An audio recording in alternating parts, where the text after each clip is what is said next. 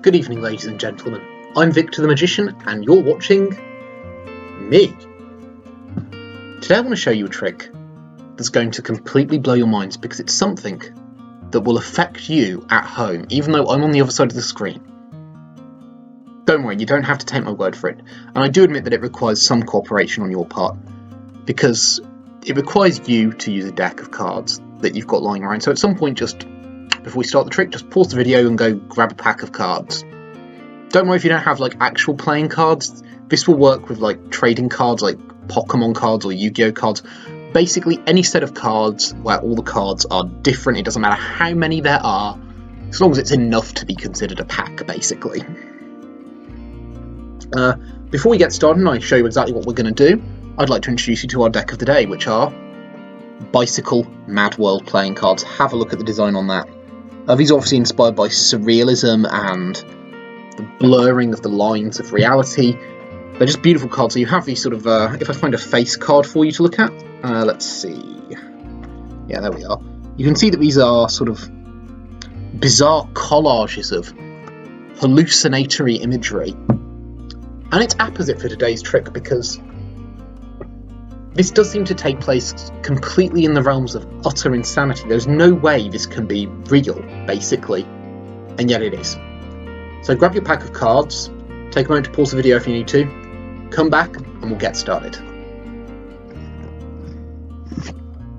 Okay, I'm going to assume that while I was adjusting the screen there, you took the moment to pause the video and grab your cards, so we are now ready to get started.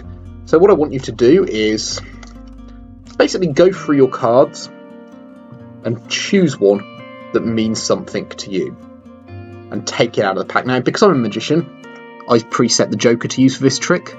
Obviously, he's a trickster, he's a little bit weird, like yours truly, so I'll be using that Joker. You can use whatever card you want. It can be anything at all, so long as it means something to you. And I want you to take that card and place it on top of the deck. Now, what I'm going to have you do, I was going to have you cut the card into the deck, and then I'm going to show you how you can use magic to cut it back out again, to find that card against all odds, without looking at the faces of the cards, I mean. Now, in order for this to work, you need to cut the card into the deck in a very specific way. So, have the card on top, and what I want you to do is lift up about a third of the cards from the top of the deck, turn them over so they're now face up, and put them back face down. So now what I want you to do, having done that, is to do the same thing again, but this time to cut it a little bit deeper. So take about 2/3 of the cards, including the ones that are already face up, turn them over, and place them back on top of the deck. Now, I have no way of knowing whether your card, not only do I not know what your card was, but I have no way of knowing if it's in the face up part of the deck or the face down, because depending on exactly where you cut, it could be anywhere. So what I'm going to have you do is go through all the face up cards. Don't worry if you see your card in there or not, but just go through all the face up cards until you come to the first face down cards. Now you want to take those face up cards, place them face down on the table, and place the rest of the deck on top of them. So now your card could basically be anywhere in there. Now, you may be wondering how you could possibly find your card again. Well, it's all to do with magic numbers. No, really, magic numbers. See, I want you to think of a number that means something special to you, something that you can associate with your card. It doesn't have to be the same number as the card if you chose a number card, but it has to be something that has an equal level of meaning to you. And it has to be a single digit number between 1 and 10. Got one? Okay. I want you to count off that many cards like this. I'm just going to count to 5 because it's the midpoint, and I don't want to prejudice your choice in any way. So 1, 2, 3, 4, and 5. Now, you take those cards and you pop them back on top of the deck. Now what you've done is you've just prepared the deck to help find your card in just a moment. So all you're going to do is cut the cards again.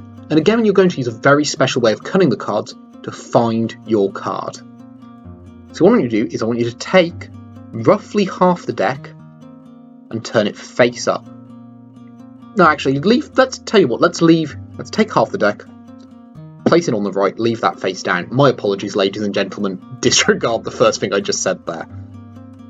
This is a very complicated series of moves. My mind is no longer in mint condition, shall we say, after a few weeks in lockdown. But then you're going to take these other half, the cards,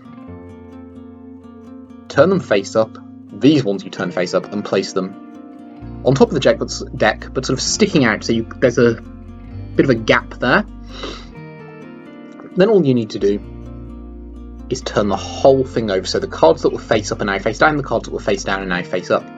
Then you take the cards that are now face up on top, and you turn those over face down and put them on top of the deck. Now that cut will have been the final stage of preparation for finding your card. Now remember your number, mine was 5, I don't know what yours was, but all you're going to do is you're going to count to that number in the deck, like this. 1, 2, 3, 4, 5. Obviously, you might have counted more, you might have counted to less, I don't know.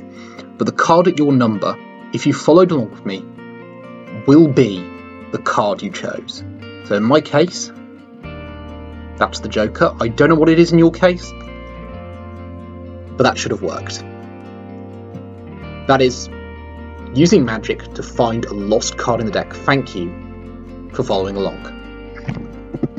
I've been Victor the Magician, and I'll see you next time for more magic. Oh, and before I go, feel free to put a comment down below to let me know if that worked for you or not. Thank you, ladies and gentlemen. I shall see you next time.